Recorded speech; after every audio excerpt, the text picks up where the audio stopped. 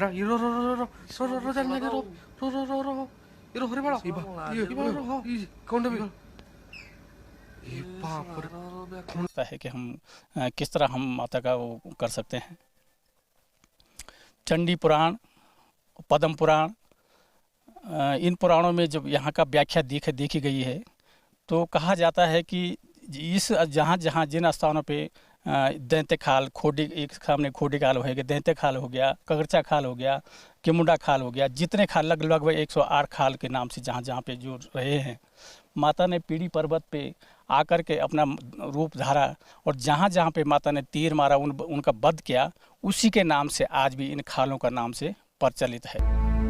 लोग कहते हैं कि इस रास्ते पर अनहोनी कदम कदम पर इंतजार करती है और कुछ ऐसा ही हो रहा था न्यूज़ नेशन की टीम के साथ भी,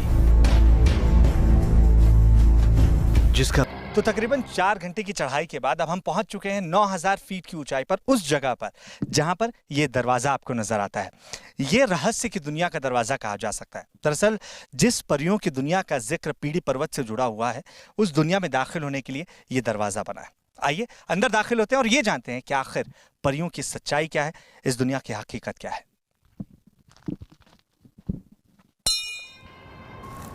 आखिर परियों के इस देश में दाखिल होते ही हमारा सामना कई अजूबों से होने वाला था। ये रास्ता हमें उस गर्भ गुफा तक ले जाने वाला था जिसका कोई ओर छोर नहीं मिलता और सक्रिय होती जा रही है और बड़े एहतियात के साथ इसमें उतरने की जरूरत है। तो हमारा सामना धान के उस भूसे से कराने वाला था जिसे परियों का सबूत कहा जाता है, जिसे परियों का देश कहा जाता है और जिन परियों को लेकर एक अलग मान्यता भी मिलती है। कहा जाता है कि पीढ़ी पर्वत की एक कहानी रावण से भी जुड़ी है। मान्यता है कि रावण की पत्नी मंदोदरी ने संतान पाने के लिए शिव की घोर तपस्या की। उनकी तपस्या से प्रसन्न होकर महादेव ने 9 कन्याओं से मंदोदरी की गोद भरने का वरदान दिया, लेकिन साथ में ये भी कहा कि जिस दिन 9 कन्याओं का जन्म होगा उस दिन से लंका का विनाश शुरू हो जाएगा। कथा कहती है कि जब रावण को ये बात पता चली तो उसकी क्रूरता जाग उठी। उसने जन्म के साथ ही उन कन्याओं को पीढ़ी पर्वत पर फेंक दिया। माना जाता है कि ये वही 9 कन्याएं हैं जो आज भी पर्वत पर परियां बनकर आती हैं, जिन परियों के कई चिन्हित निशान मिलने का दावा किया जाता है, जिन परियों के नाम पर एक पर्वत पर धाम मिलता है। और इस वक्त हमें गर्भ गुफा जोन में, दरअसल ये जो गुफा आप मेरे बाजू में देख रहे हैं, ये शुरुआत तो यहाँ से होती है लेकिन खत्म कहाँ होती है कोई नहीं जानता है। कई बार कोशिशें की गई लेकिन कोई भी कोशिश कामयाब नहीं हो पाई है। हालांकि जो स्थानीय मान्यता है उसके मुताबिक परियां इसी रास्ते से उस जगह पर जाती थी जिसका वर्णन पुराणों में भी है और जिसके बारे में कहा जाता है वो त्रिहरि गणेश प्रयाग थी, जिसे आजकल टिहरी के नाम से जाना जाता है। और इस रास्ते से परियां जाकर वहां स्नान किया करती थी और उसके बाद पीढ़ी पर्वत में पहुंचकर वो देवी की स्तुति करती थी। और अब ये गुफा एक बार फिर से लोगों की चर्चा का विषय बनी हुई है। हर कोई जानना चाहता है कि आखिर इस गुफा का रहस्य कहाँ छिपा है, ये गुफा कहाँ जाकर खुलती है। आखिर उसी पर्वत पर आगे बढ़ने पर हमें वो ओखली भी मिली जिससे परियों का किस्सा जुड़ा है और ताजा धान का भूसा भी दिखा जिसका पीढ़ी पर्वत पर होना हर किसी को हैरान करता है। परियों के लोग पीढ़ी पर्वत पर जब हम चढ़ाई शुरू कर रहे थे उस वक्त स्थानीय लोगों ने हमें यह भी कहा था कि जब आप ऊपर चढ़ेंगे तब आपको इस बात के साक्ष्य मिलेंगे कि जो तमाम परियां हैं, जिन्हें स्थानीय लोग देवियां कहते हैं, वो यहाँ पर धान कूटती हैं। और ये थोड़ा यकीन करना मुश्किल था क्योंकि ना तो इस पूरे पर्वत पर कोई खेती के आपको निशान मिलते हैं और ना ही यहाँ पर कोई परिवार बसा हुआ है। लेकिन ये चौंकाने वाली बात हमारे लिए भी है क्योंकि इस वक्त हम जहाँ पर मौजूद हैं वहाँ पर एक धान के भूसे का ढेर हमें नजर आ रहा है और यहाँ पर जब आप इसे उठाकर देखेंगे तो ऐसा लगता है जैसे इस धान को अभी अभी किसी ने कूटा है। हमारे साथ एक स्थानीय निवासी हैं, हम जोत सिंह जी से जानते हैं कि आखिर इसके पीछे क्या कहानी है। जोत जी, ये इधर उल्टी ओखली है हमारी राइट साइड की तरफ, तो ये माना जाता है कि यहाँ पर परियां धान की कुटाई करती थी। और एक अभी सेंज गांव मिलेगा, सेंज गांव के पास एक ऐसा खेत है जहाँ पर आज भी स्थानीय लोग खेत को जोत लेते हैं, फसल उगा लेते हैं, लेकिन उसको काटते नहीं। तो यहाँ पर ये मान्यता है कि वहाँ से माँ भराड़ी के या परियों का एक जो वाहन है वो रात को ये धान यहाँ लेके आता है, जिसकी कि ये उल्टी ओखली में कुटाई करती हैं। बिल्कुल, उल्टी ओखली में कुटाई अपने आप में कई रहस्य समेटे हुए है। साथ ही ये भी मान्यता है कि इस धान के बुरादे को या भूसे को आप अपने साथ घर नहीं लेकर जा सकते हैं, ये परियों का है और इन्हें यहीं छोड़ दिया जाता है। कहते हैं कि ये वही धान है जिसकी खेती परियों के नाम पर होती है, जहां सदियों से लोग सिर्फ धान बोते आ रहे हैं और फसल गायब होती आ रही है। हमारे सामने जिसका दावा पर्वत शिखर का सफर शुरू होने से पहले ही मिलने लगा था। परिया तो साहब ऐसा मान लीजिए, जैसे मान लो यात्री लोग जाते हैं तो वहाँ जाते हैं, जाने भी अच्छा है और ठंडा अच्छा है, और वहाँ की जो मतलब वातावरण है इतनी शुद्ध है, खान पीन से ले हो चाहे कुछ हो, वो वहाँ बांझ बुरांस है, अयार है, वो बमोर भी रहते हैं, और वो हमारा ऐसे कोई चीज़ नहीं जो ना हो।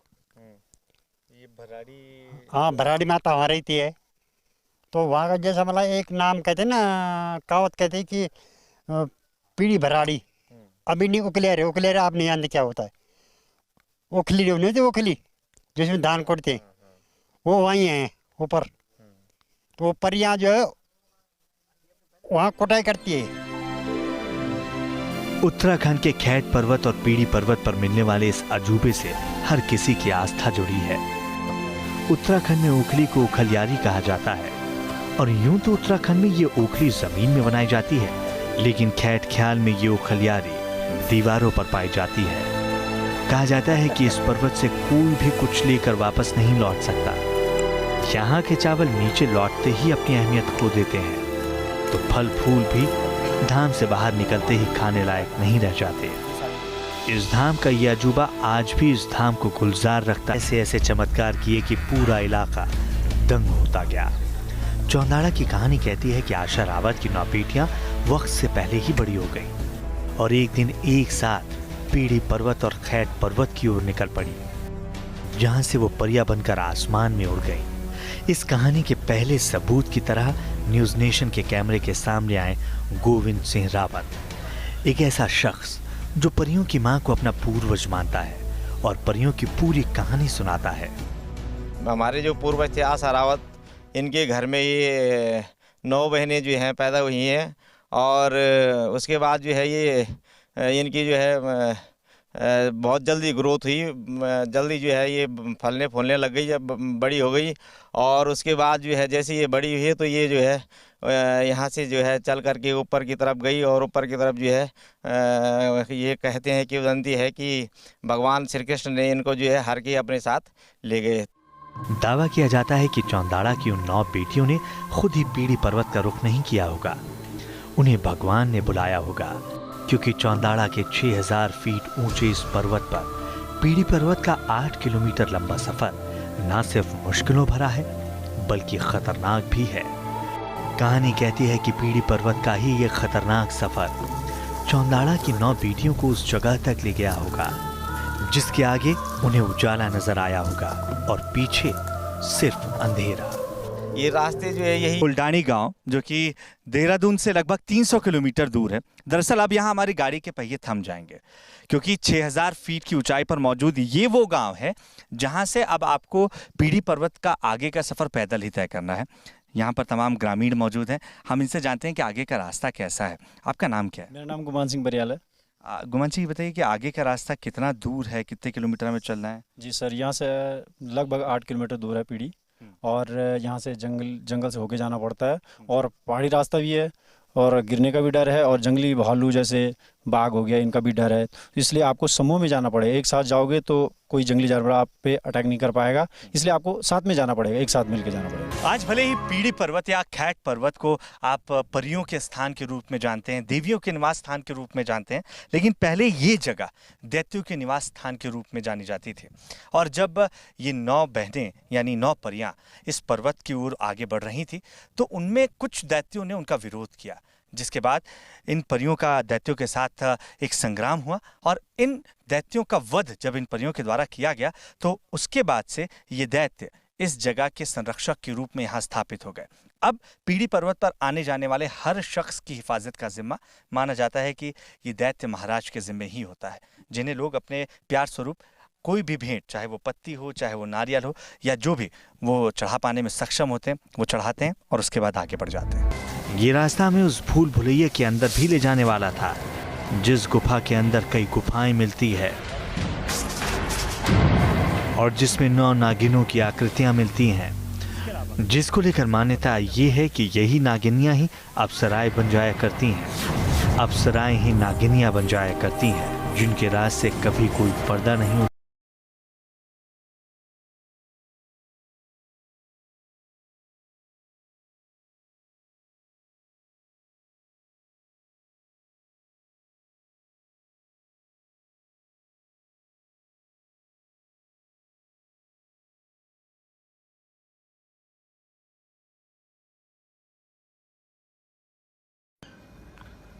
이발 빨라 꼰다래 꼰다래라 이러 잘내게로 로로로로 이러 허리 봐라 이발 이 꼰다비 이 바पर 꼰다비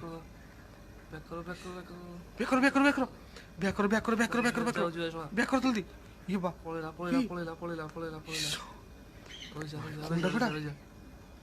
꼰다비 이 바로 꼰다기래라 에라 꼰다비 बेकर पड़े बेकर बेकर